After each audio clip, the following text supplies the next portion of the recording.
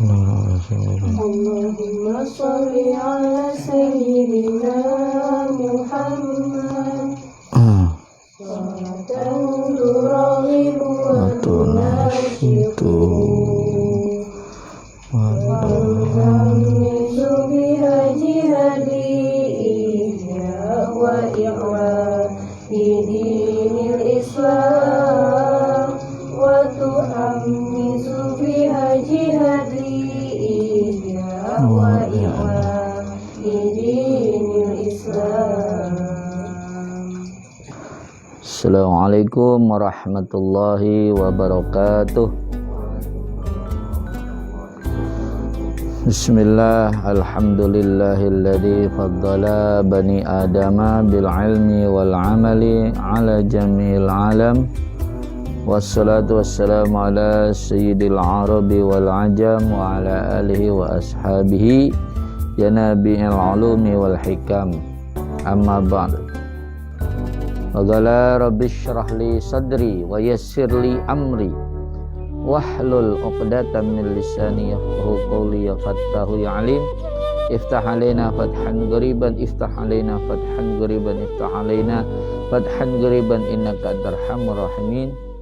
Subhanaka la ilma lana illa ma 'allamtana innaka antal alimul hakim. La haula wala quwwata illa billahil aliyyil azim. Hadratul mukarram al muhtaram sebul fadilah pengarsa Kiai Imam Sibaweh beserta keluarga besar Saum Santri Nayatullah di mana saja berada. Semoga semuanya senantiasa Allah anugerahkan kesehatan, panjang umur, dan juga kekuatan lahir batin di dalam berjuang, berlimpah berkah rezeki, dimudahkan urusan, dihasilkan maksudnya, dan juga dijauhkan dari segala mara bahaya khususnya wabah corona, dan juga Allah Subhanahu wa taala menjadikan Saum Santri Nayatullah ini sebagai lembaga pendidikan yang penuh dengan keberkahan kemaslahatan bagi agama dan bangsa. Amin ya rabbal alamin. Juga kepada para pemirsa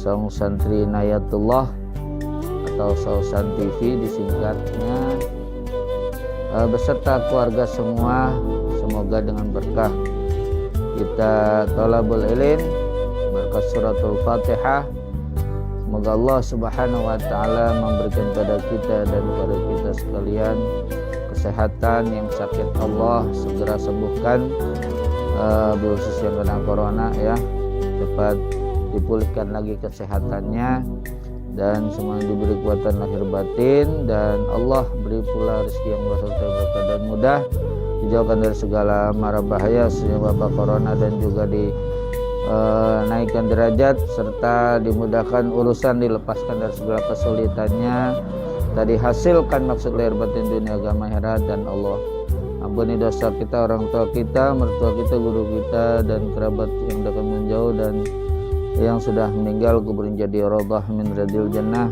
dilapangkan, dilegakan, dan tinggikan derajatnya di sisi Allah Subhanahu wa taala. Dan juga kita doakan semoga anak keturunan kita semua, santri-santri NU semuanya di mana saja berada, semoga dibawakan futu ilmu, dapat bermanfaat berkah dunia akhirat, hasil segala cita-citanya di orang bahagia mulia sukses dunia akhirat, dan negeri kita dijadikan baldatun thayyibatun wa rabbun ghafur, dijauhkan dari segala mara bahaya, musibah, dan Allah berikan keamanan, kedamaian, dan kemajuan serta sentosa lahir batin. Amin ya rabbal alamin. Ala hadiniyah wa ala kulli niyatin salihah wa ila hadratin nabil mustafa Rasulillah sallallahu alaihi wasallam wa ala man wasallam hadirun ya gismikal azam bihaqi wajhi salam syafa jamil mursalin bi karamati syafaqi jalani barujama wa sallam amilin wa bihaqi wa bi sirri asrari suratul Fatihah. Bismillahirrahmanirrahim. Alhamdulillahirabbil alamin arrahmanirrahim maliki yaumiddin. Iyyaka na'budu wa iyyaka nasta'in ihdinas siratal mustaqim siratal ladzina ghairil maghdubi 'alaihim waladdallin. Amin. Al-Fatihah ila hadatin Nabi sallallahu alaihi wa dzurriyyati wa li baiti wa ila jami' ikhwan muslimin syirikin syada wasalin wal amilin wal musaddiqin wal musannifin al muhlisin usan asabil kutub alladhi talamna malifatin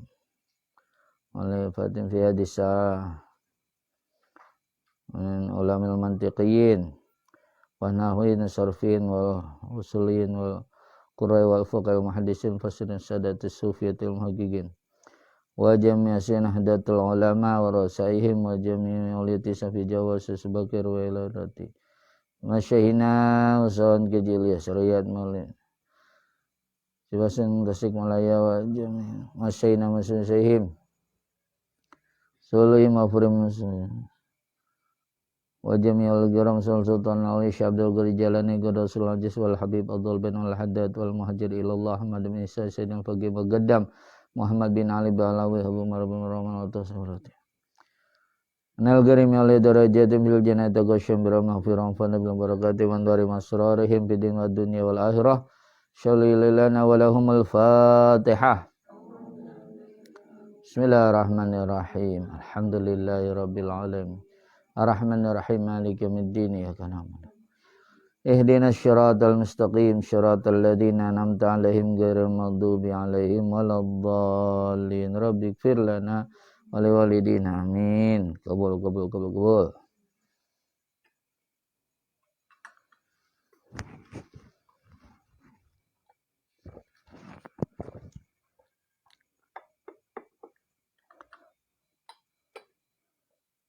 Pada malam Kamis ini adalah ya pengajian perdana ya. Biasanya malam Sabtu. Nah, karena sudah padat maka khusus untuk ilmu-ilmu alat baik itu nahwu shorof maupun ilmu mantik, ilmu balaghah, nah, itu dipindahkan ke malam Kamis ya. Jadi kita insyaallah dalam 1 minggu pengajiannya setiap 2 malam, yakni malam Kamis dan malam Sabtu. Nah, kalau malam Sabtu biasa itu Syujaratul Ma'arif dan masih melanjutkan Hujjah Ahlussunnah wal Jamaah. Baik, pada saat ini kita akan mengupas ya, yaitu karangan saya Belajar Mudah Ilmu Mantik ya atau logika. Nah, ini merupakan salah satu ilmu alat juga ya. Ya, itu alat untuk mengasah pikiran. Nah, itu. Jadi santri kata Gus Dur itu zaman dulu sangat terkenal ya, kealimannya dan juga pola pikirnya yang luar biasa untuk membangun umat, membangun bangsa. Itu tiada lain karena dulu itu diasah dengan ilmu mantik dan ilmu usul fikih. Nah, kalau ilmu mantik itu ilmu logika, kalau usul fikih tentang teori hukum Islam. Nah, ini juga merupakan ilmu alat yang mendampingi nahwu shorof ya. Nah, itu. Jadi ini melatih untuk kecermatan, ketelitian ya, dan juga kehati-hatian ya, dan cermat di dalam menelaah setiap pernyataan dan juga membaca situasi ya. Nah, itu. Jadi dengan kita belajar ilmu mantik ini insyaallah ya, kita akan terdidik akal kita. Jadi tidak mudah termakan hoak ya. Nah, kan sekarang kita prihatin ya dengan banyaknya sebagian saudara-saudara kita yang mudah sekali termakan hoak. Nah, itu ya. Karena apa? Karena tidak dibiasakan untuk mendidik akalnya untuk berpikir, mencerna, memilah, memilih gitu kan. Nah, itu. Jadi bagaimana pendapat itu valid atau tidak, bisa dipertanggungjawabkan atau tidak. Nah, itu ya. Maka penting sekali ya bagi kita untuk belajar ya ilmu mantik. Nah, jadi dengan karangan saya ini insya Allah belajar ilmu mantiknya jadi mudah. Maka judulnya juga apa? Belajar mudah ilmu mantik ya. Nah, itu. Insya Allah nanti ya dalam waktu yang tidak lama ini akan menjadi sebuah buku ya. Jadi sementara ini masih berbentuk diktat yang saya tulis ya waktu masih di Cipasung ya, Pesantren Cipasung Tasikmalaya. Sini 29 Mei 97 ya atau 22 Muharram 1418 Hijriah. Ya, kurang lebih sudah 23 tahun ya. Nah, itu alhamdulillah. Jadi ini sangat bagus dan sangat penting sekali dipelajari ya oleh setiap santri siapa sajalah ya yang peduli terhadap pembangunan pola pikir ya, sehingga jangan sampai kita ini membebek begitu saja ya. Jadi kita ada rem dan juga pagar-pagar gitu ya, sehingga kita tidak gampang disetir orang. Bahkan kalau orang yang sudah belajar ilmu mantik itu bisa membaca jalan pikiran orang gitu ya. Jadi kalau orang ngomongnya begini pasti nanti ujungnya ke situ ya. Ya itulah makanya saya bilang kenapa Gus Dur ya itu sering tidur kalau umpamanya acara-acara seminar ya, acara-acara kenegaraan atau ya itulah pokoknya di acara-acara yang dihadiri para cendekiawan di mana beliau sebagai salah satu pembicaranya, itu Gus Dur kelihatan suka tidur gitu ya. Nah, tapi ketika beliau bangun ya, mendapat kesempatan untuk berbicara, nah itu beliau bisa membabat semua apa yang diutarakan oleh pembicara-pembicara sebelumnya, sehingga banyak yang nyangka Gus Dur itu wali. Wah ya, orangnya tidur tapi ternyata pas ngomong semua yang sudah diterangkan oleh para pembicara sebelumnya itu seolah-olah didengar oleh Gus Dur gitu ya dalam keadaan tidur tadi. Ini subhanallah, ini waliullah banget gitu. Nah, ya saya percaya akan kewalian beliau. Cuma dalam hal ini kenapa beliau bisa istilahnya membaca pemikiran-pemikiran pembicara sebelumnya, itu karena memang beliau matang ilmu mantiknya. Jadi tahu kalau umpamanya temanya tentang apa ini seminar ini ya beliau karena udah banyak baca, dia tahu pasti larinya ke sini gitu kan, pendapatnya dari Profesor Anu, dari ulama Anu segala macam gitu kan, ya beliau sudah tahu gitu ya, pasti yang dibicarakannya seputar ini gitu ya.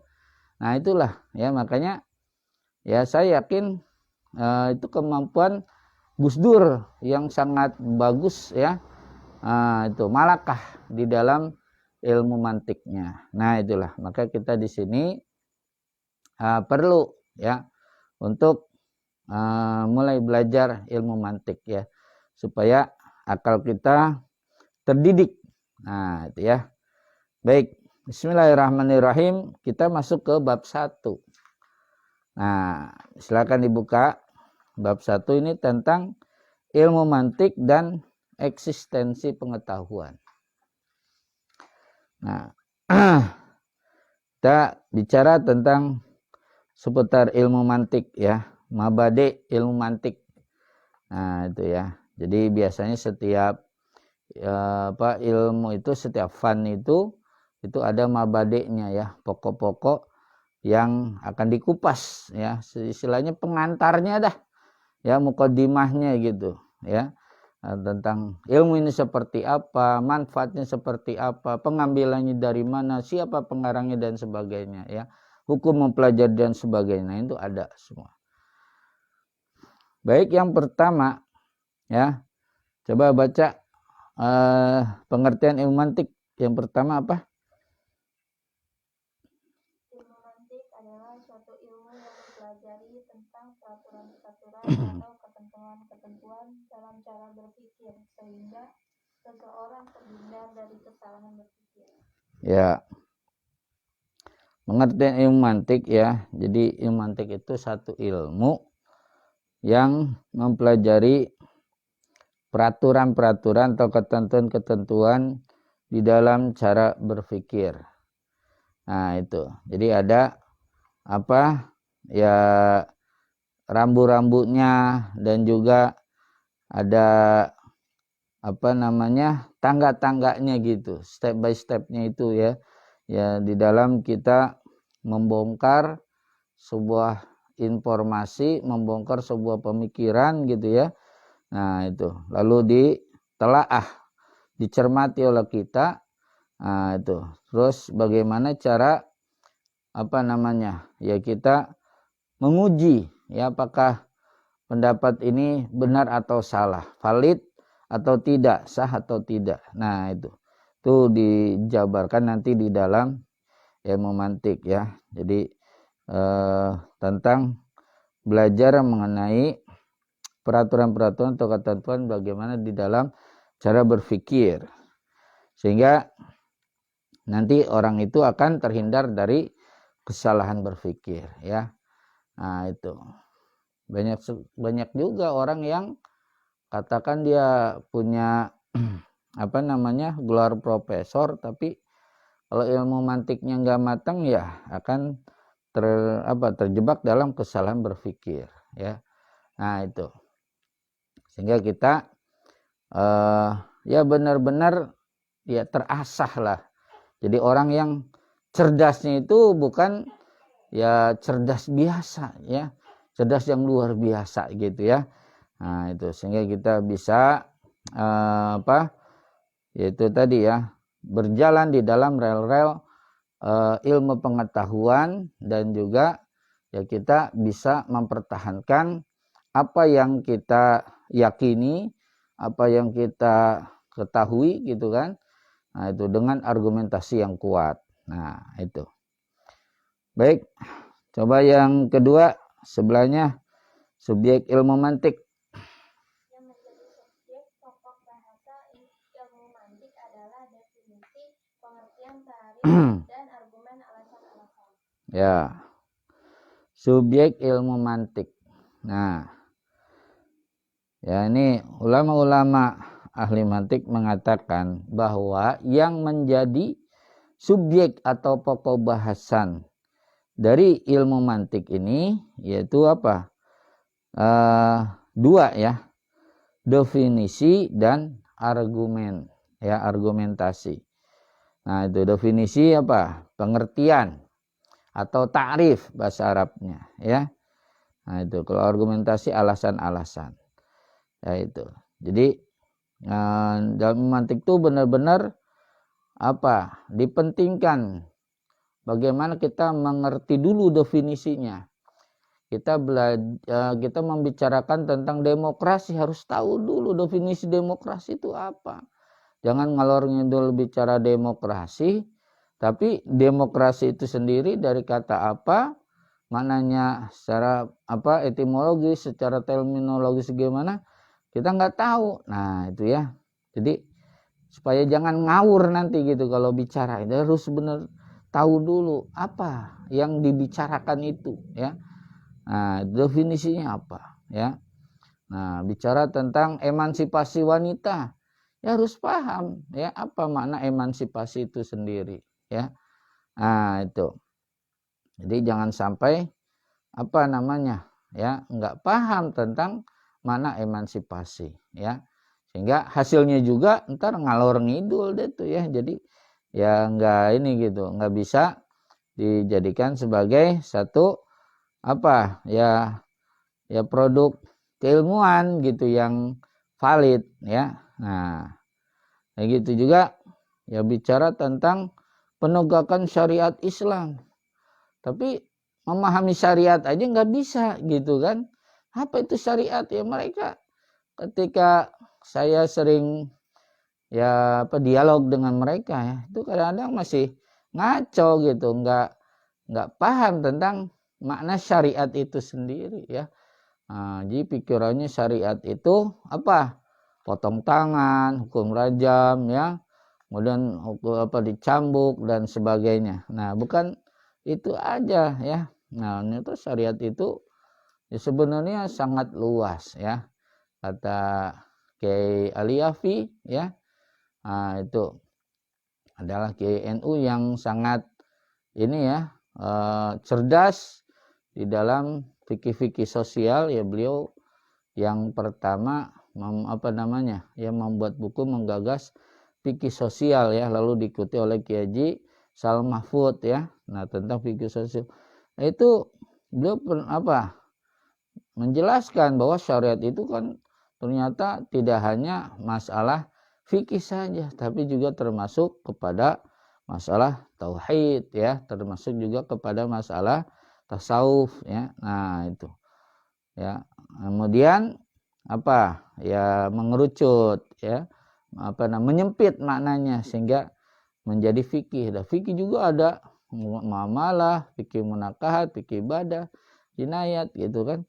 Nah, itu jadi kembali kepada ya harus paham dulu definisinya apa gitu ya. Bicara tentang syariat dia sendiri nggak ngerti syariat.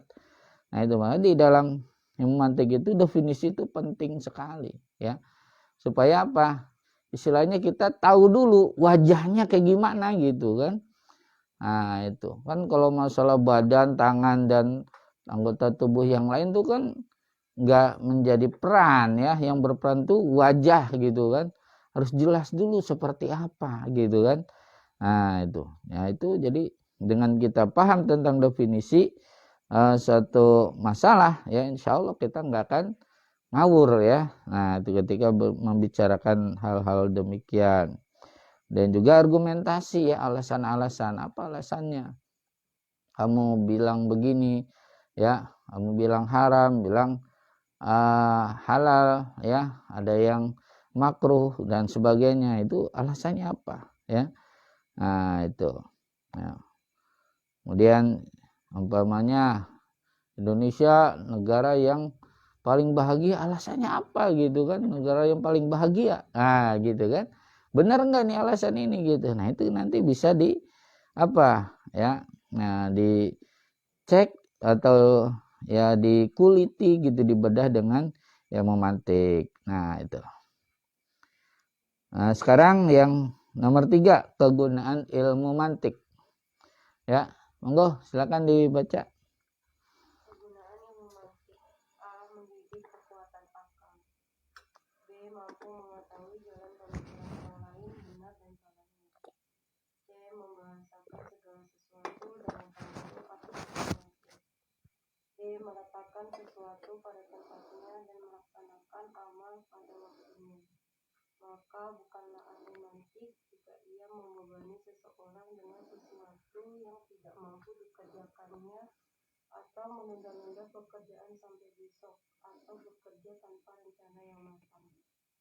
Keilmuannya dapat dipertanggungjawabkan, sebagaimana pendapat Imam Al-Ghazali yang mengatakan anna man la ma'rifata lahu bil mantiqi lam yuktaf bihi.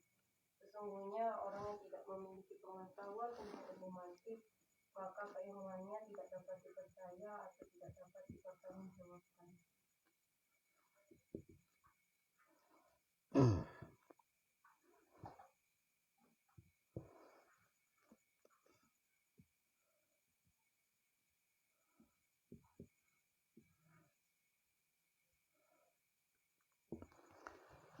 Ini sangat populer sekali ya ucapan dari Al-Ghazali ya, anna man la ma'rifata lahu bil mantiqi lam yusaq bi ilmihi ya.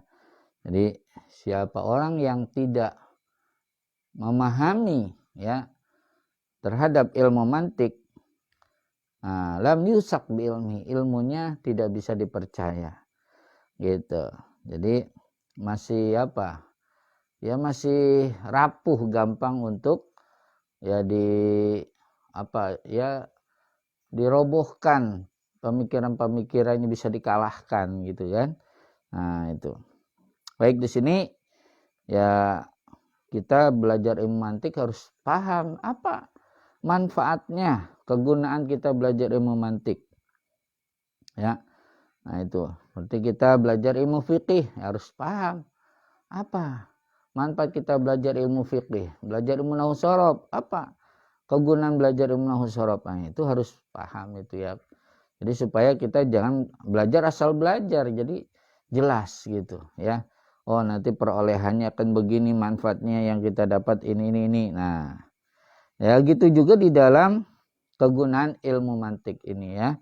Manfaat kita belajar ilmu mantik yang pertama yaitu mendidik apa? Kekuatan akal. Ya. Nah itu. Jadi akal kita terasah. Itu ya. Jadi tidak sumuhun dau gitu kan. Nah, jadi kalau ada orang ngomong ya itu dicerna dulu gitu kan. Nah, terus dipilih gitu kan. Mana yang ahsan, mana yang hasan, mana yang qabih, mana yang akbah gitu kan. Jadi pendapat itu kan ada yang terbaik, ada yang baik ya, ada yang buruk, terburuk ya. Nah, kita disuruh oleh Allah untuk memilih yang ahsan ya. Gitu. Kemudian yang kedua adalah kegunaan ilmu mantik, yaitu bisa mengetahui jalan pikiran orang lain, benar dan salahnya. Nah itu.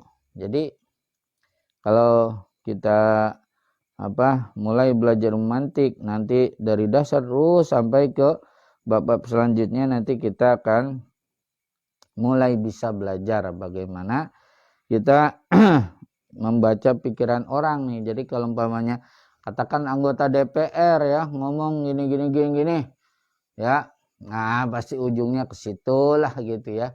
Dia minta jabatan atau minta jatah atau apalah gitu ya. Nah itu pasti ujungnya ya gitulah ya, nyinyir dan sebagainya, itu nanti akan ketahuan ya.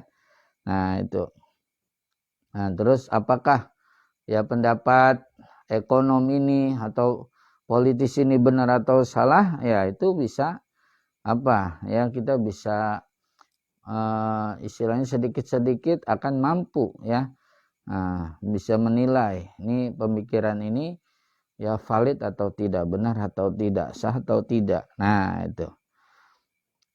Yang ketiga adalah membahasakan segala sesuatu dengan teratur atau sistematis ya. Tuh. Jadi orang yang nanti sudah bisa memantik itu ya, dia akan membahasakan segala sesuatu sistematis, teratur. Kalau kata istilah Sundanya malepah gedang gitu ya. Gitu. Jadi bagaimana kita ketika bicara itu ya, dari mana dulu nih, dari definisinya ya, kemudian pembagiannya ya, atau mungkin juga sejarahnya dulu ya. Nah itu terus dibagi ada berapa gitu kan, kemudian manfaatnya apa dan sebagainya gitu, kenapa ini bisa terjadi itu dan ini gitu ya. Nah ini latar belakangnya apa, itu jadi bisa bisa berbicara ya secara sistematis. Nah itu ya, contoh umpamanya bicara ya tentang perlunya kita untuk untuk menuntut ilmu lah taruh ya. Nah itu. Jadi kita akan bicara gitu ya. Apa dasar-dasarnya gitu. Dari Quran, hadisnya gitu kan. Nah, itu kemudian bagaimana keunggulan-keunggulan orang yang berilmu dan yang tidak ya. Keunggulan ilmu daripada harta ya. Kemudian ilmu itu ada berapa gitu kan, dan bagaimana cara mencarinya gitu ya. Wah, pokoknya nanti apa ya, dia bisa menerangkan hal apa saja itu secara teratur atau sistematis ya. Nah itu ya apa sajalah ya, kita suruh bicara tentang apa ya, tentang katakan COVID. Nah ya kita akan bicara tentang apa, tentang apa itu COVID gitu ya, hakikatnya seperti apa, kenapa itu bisa terjadi gitu ya, terus bagaimana cara mengatasinya dan segala macam. Jadi pokoknya bisa bisa dia menerangkannya itu secara apa ya, teratur ya. Nah itu. Kemudian yang keempat ya adalah meletakkan sesuatu pada tempatnya ya, wad'u syai'in fi mahallihi ya, dan melaksanakan amal pada waktunya. Nah itu. Jadi bukan ahli mantik ya jika ia membebani seseorang dengan sesuatu yang tidak mampu dikerjakan ya, atau unda-unda pekerjaan itu sampai besok. Jadi dia apa ya, sangat rasional ya gitu, sangat cermat tuh. Jadi istilahnya kalau mau melakukan sesuatu itu betul-betul apa, dipikirkan matang-matang gitu, enggak tergesa-gesa, enggak sembrono lah ya. Nah itu. Nah jadi ini orang ini kalau ditempatkan di bagian ini cocok enggak gitu, jadi nanti dia bisa apa, bisa menelaah, mencerna gitu, karakternya seperti apa gitu ya. Nah, jadi dia cocoknya di bidang anu ya. Nah, si B di bidang anu gitu. Jadi bisa apa, bisa kelihatan. Nah, itu. Bahkan bapaknya ini jurusan apa nih? Melanjutkan kuliahnya, dia bisa ini gitu, melihat ya. Ya hubungan apa namanya, A, B, C, D dan sebagainya gitu kan. Nah, itu. Jadi ini anak apa namanya, sangat aktif gitu kan, dan juga pintar ngomong ya. Nah ya mungkin dia di apa, jurusan hukum, jurusan komunikasi gitu kan. Nah itu tahu nih anak sangat ini sekali ya, apa, hemat dan juga apa ya, ekonomis gitu kan. Dan dia betul-betul ya istilahnya sangat menghargai uang. Nah berarti nanti dia jurusan ekonomi gitu kan.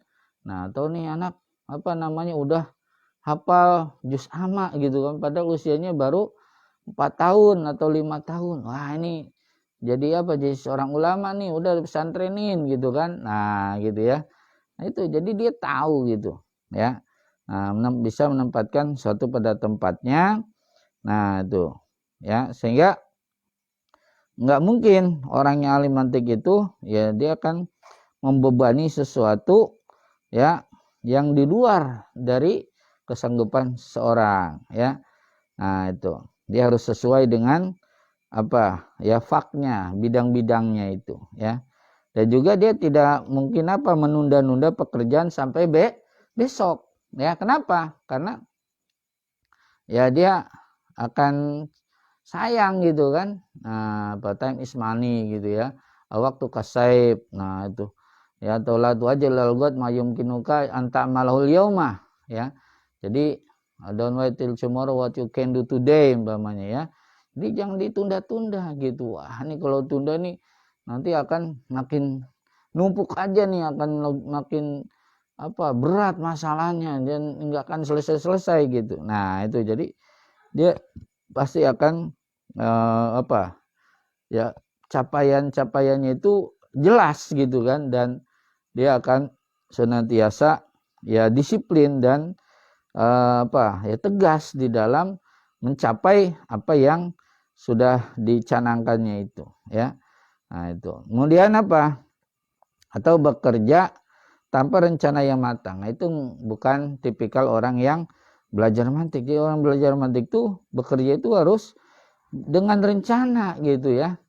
Gitu. Jadi kalau orang yang bekerja tanpa rencana, dia merencanakan untuk gagal gitu kan. Nah, ada semacam peribahasa ke situ. Jadi makanya kita harus punya rencana ya. Rencananya harus apa? Harus jelas, harus matang gitu. Nah, itu. Jadi jangan sampai ya kita tidak punya tujuan, tidak punya cita-cita, tidak punya istilahnya target yang harus kita capai, itu harus punya itu.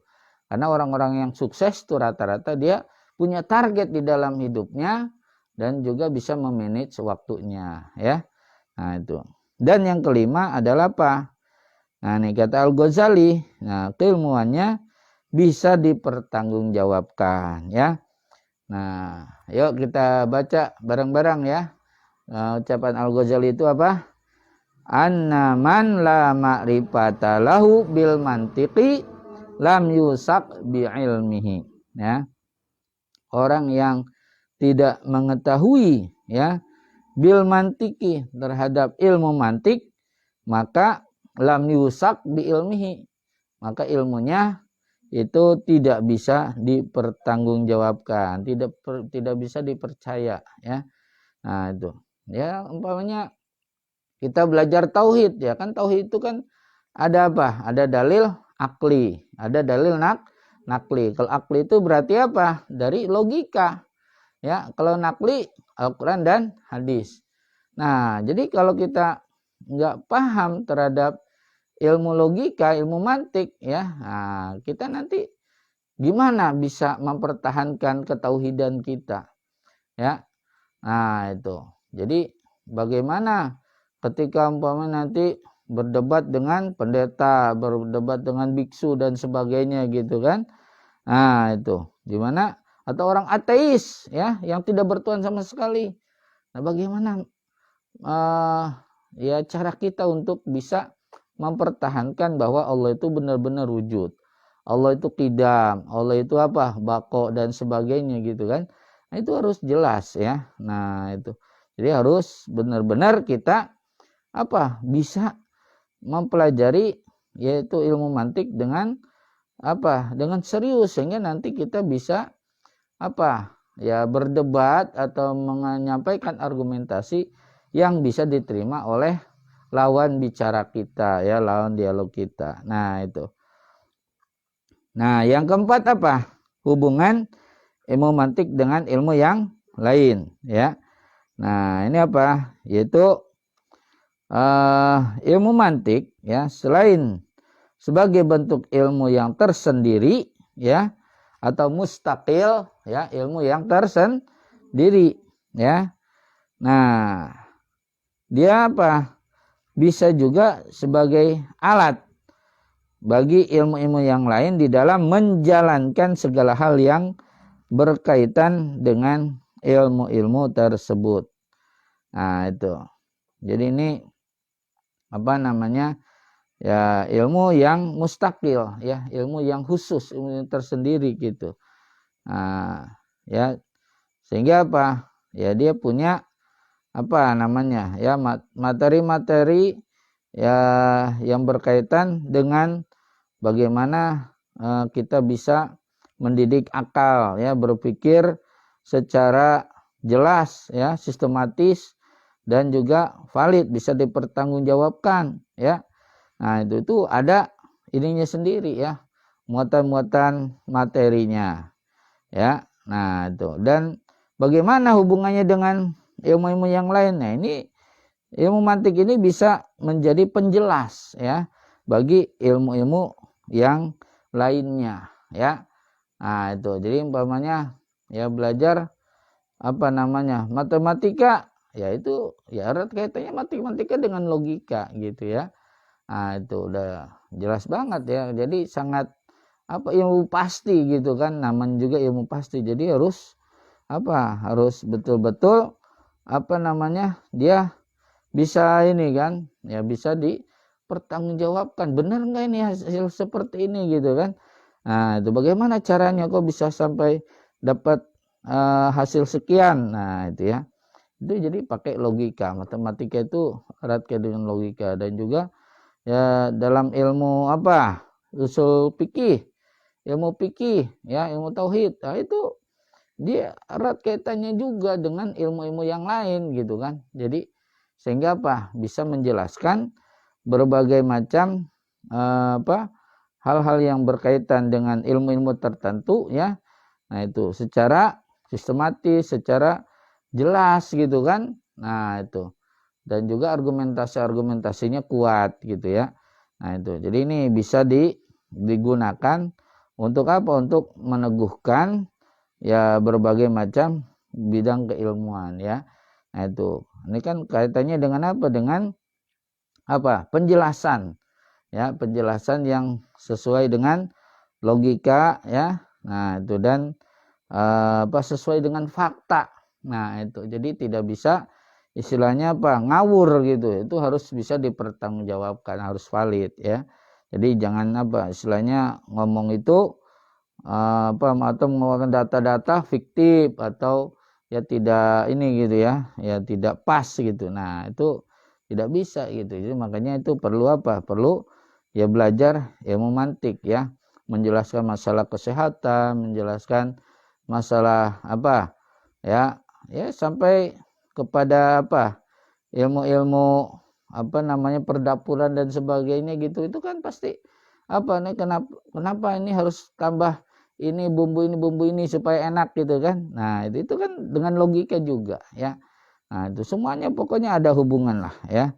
Nah, itu. Jadi hubungannya ilmu mantik dengan ilmu yang lain itu jadi saling menjelaskan, ya. Nah, yang terakhir hukum mempelajarinya sekarang. Ya. Sekarang siapa yang giliran baca? Mempelajarinya. Pendapat ulama tentang hukum mempelajarinya terbagi 3, ya. golongan pertama mengharamkan dikarenakan khawatir tercampuri oleh akidah-akidah yang menyesatkan seperti paham Mu'tazilah yang terlalu mendewa-dewakan akal. Yang termasuk golongan pertama ini adalah Imam Nawawi dan Ibnu Athaillah. Golongan kedua mengharuskan fardu kifayah, sebab tanpa logika kita tidak dapat memperkokoh atau mempertahankan keyakinan atau keimanan kita. Pendapat ini dilontarkan oleh Imam Al-Ghazali. Golongan ketiga membolehkan atau jaiz. Pendapat ini mengenai perbedaan pendapat di atas, dan pendapat ini yang lebih banyak dipegang. Jadi ilmu mantik atau logika boleh dipelajari bagi orang yang sempurna akalnya, alias dapat berpikir objektif, tidak semata-mata menggunakan otaknya saja, tetapi juga berpegang teguh kepada petunjuk Al-Quran dan Sunnah Nabi Muhammad SAW. Ya, baik. Nih, bagian terakhir adalah hukum mempelajari ilmu mantik, ya. Ini ada 3 macam pendapat, ya. Ada yang berpendapat haram, ada yang fardu kifayah, ada yang bilang jaiz, ya. Yang bilang haram siapa? Ya, diantaranya adalah Imam Nawawi dan Ibnu Salah, ya. Nah, itu kenapa? Karena dikhawatirkan akan terjebak di dalam akidah-akidah yang menyesatkan, yang mendewa-dewakan akal seperti paham Mu'tazilah, ya. Nah, itu. Jadi Mu'tazilah ini sangat sangat terkenal golongan rasionalis, ya. Nah, itu. Ya, dan dia saking rasionalnya sehingga tidak percaya kepada qada dan qadar gitu. Jadi semuanya yang menentukan itu gagal atau sukses adalah manusia gitu, ya. Tidak ada kaitannya campur tangan Allah Subhanahu wa taala. Nah, ini kan akhirnya bisa ngaco, ya. Nah, bisa stres gitu kan. Nah, itu. Jadi semuanya serba manusia, pokoknya ya orang yang mendewakan akal akhirnya yaitu tadi bilang ya alam ini merupakan merupakan sesuatu yang kekal gitu kan. Nah, itu. Terus sampai tidak percaya akan hari kiamat segala macam, ya. Nah, gitu. Ya, bahkan manusia itu bisa immortal ya. Istilahnya dia tidak mati-mati semuanya gitu kan. Wah, pokoknya dia akhirnya gimana? Ya melanggar terhadap ketentuan-ketentuan agama ya. Bahkan yaitu sangat ditentang sekali oleh Al-Ghazali gitu ya, bahwa mereka berpandangan bahwa Allah itu tidak mengetahui jumlah yang sangat lembut seperti butiran pasir, butiran debu gitu kan. Itu kan sangat lembut banget. Allah nggak tahu katanya berapa jumlah butiran pasir seluruh dunia. Butiran debu ya atau kuman-kuman gitu kan. Wah itu sangat kurang ajar itu kata Al-Ghazali gitu kan. Maka ditentang banget oleh Al-Ghazali gitu ya. Orang-orang yang terlalu bermain logika banget gitu. Nah, jadi makanya takut terjebak di dalam pendewa-dewaan akal, sehingga ya Imam Nawawi dan Ibnu Shalih ini ya mereka berdua berpandangan haram gitu ya. Nah, ini baru satu pendapat. Nah, kalau pendapat yang kedua apa? Fardu kifayah ya. Nah, ini yang dilontarkan oleh Imam Al-Ghazali ya. Gitu kan, fardu kifayah itu artinya apa? Ya bagi orang yang dia terdidik akalnya, bisa diajak untuk berpikir serius gitu kan. Nah, itu ya. Itu dia harus belajar gitu ya. Karena apa? Karena kalau kita nggak belajar ilmu mantik, ya bagaimana kita bisa mempertahankan akidah kita ya. Nah, itu. Karena kan pernah Imam Abu Hanifah didatangi oleh orang ateis gitu. Dia bilang, saya nggak percaya bahwa Tuhan kamu itu yang pertama kali ada gitu kan. Pasti sebelum Tuhan kamu itu ada yang oknum lain yang menciptakan Tuhan kamu gitu. Kita nggak percaya kaum ateis, coba jelaskan yang bisa dimengerti oleh akal kami gitu. Ya karena Imam Abu Hanifah ini orang yang cerdas gitu kan. Dia bilang, sekarang gini aja, sebelum angka 5 berapa? 4. Sebelum 4 berapa? 3. Sebelum 3 2. Sebelum 2 1. Sebelum 1 angka berapa? Enggak ada angka 0. 0 itu kan kosong gitu kan. Nah, sehingga yang menemukan angka 0 siapa? Al-Khawarizmi itu kan tuh. Jadi kosong 0. Jadi yang pertama-tama itu adalah satu wahid, yakni Allah Subhanahu wa ta'ala. Kita kalau menyebutkan nomor kan pasti dari nomor 1 gitu kan. Begitu. Jadi nomor aja sebelum angka 1 nggak ada angka gitu ya. Angka bisa, apalagi Allah ya. Nah, maka Allah itu adalah yang pertama kali ada, sebelum Allah itu nggak ada apapun gitu ya. Nah, lalu ditanya dengan huruf ya, sebelum huruf D apa? C, sebelum C B, sebelum B A, sebelum huruf apa? Nggak ada huruf gitu lah. Itu huruf bisa begitu. Kenapa Allah nggak bisa? Sebelum Allah nggak ada siapa-siapa gitu. Jadi Allah yang paling dulu ada, dan Allah yang nanti mengadakan semua yang ada di alam semesta ini. Nah, ini pakai logika gitu, mereka akhirnya ngerti gitu ya. Nah, bahkan menantang lagi coba. Saya baca kata di Al-Quran dan hadis-hadis itu bahwa orang yang nanti yang masuk surga itu ya makan minum tapi katanya nggak kencing, nggak berak gitu kan. Wah, nggak masuk akal itu gitu. Pasti ada itu lah, ada WC segala macam gitu ya. Nah, kata Imam Abu Hanifah, ya gampang aja gitu ya. Ketika kamu di alam kandungan ibumu gitu kan, makan minum nggak? Makan, ya minum gitu kan. Tapi mana beraknya? Mana kencingnya? Ada nggak? Kagak ada. Lah itu dari alam rahim aja gitu bisa begitu, apalagi nanti di surga ya. Ya kayaknya kalau ada WC mungkin ada tukang jaga WC-nya kali gitu ya. Ya ada yang tukang bersihin WC gitu kan, nggak indah banget ya. Gitu. Jadi ya bagi Allah gampang saja gitu, orang makan minum di surga tapi nggak kencing, nggak berak gitu ya. Lawang kata Imam Abu Hanifah, ya kamu di alam rahim aja makan minum tapi nggak ada kencing, nggak ada beraknya gitu kan. Itu luar biasa gitu. Akhirnya Ya dengan logika-logika seperti itu akhirnya orang yang ateis itu ngaku kalah dan akhirnya masuk Islam tuh. Jadi kata Al-Ghazali fardu kifayah. Jadi kalau kita yang nggak bermain logika, ya gimana kita bisa menghadapi orang ateis, orang-orang yang ya begitulah ya istilahnya menyalahkan Islam dan sebagainya. Nah kita harus paham ya. Nah itu. Yang ketiga ini pandangan yang pertengahan lah ya. Itu jais, boleh ya. Nah ini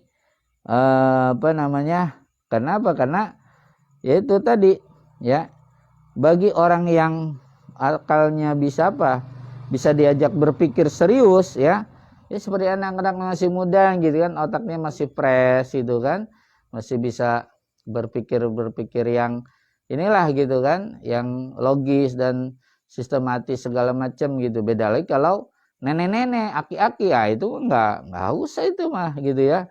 Nah itu, jadi ya bagi yang akalnya sehat gitu kan, dia ya bisa diajak berpikir serius nah itu boleh untuk belajar ilmu mantik karena ya itu tadi ya. Jadi ya bisa mendidik akalnya juga dan nanti dia bisa mencerna juga yaitu ya petunjuk-petunjuk Al-Quran dan Sunnah Nabi SAW.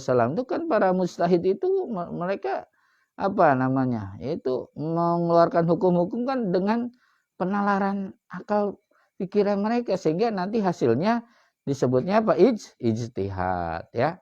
Nah itu tuh dari penalaran dan yaitu tadi erat kaitannya dengan ilmu mantik ya. Nah itu saja jadi 5 hal yang sudah kita pelajari malam ini ya, dari mulai pengertian ilmu mantik, subjeknya, kegunaannya, hubungannya dengan ilmu yang lain dan hukum mempelajarinya ya.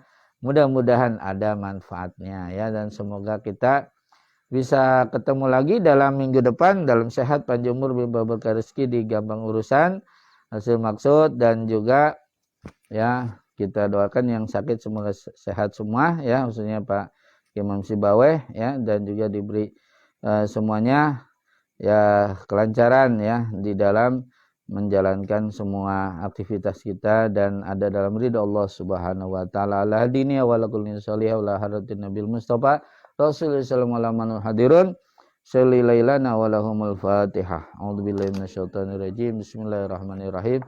Alhamdulillahirabbil alamin arrahmanir rahim maliki yaumiddin. Iyyaka na'budu wa iyyaka nasta'in.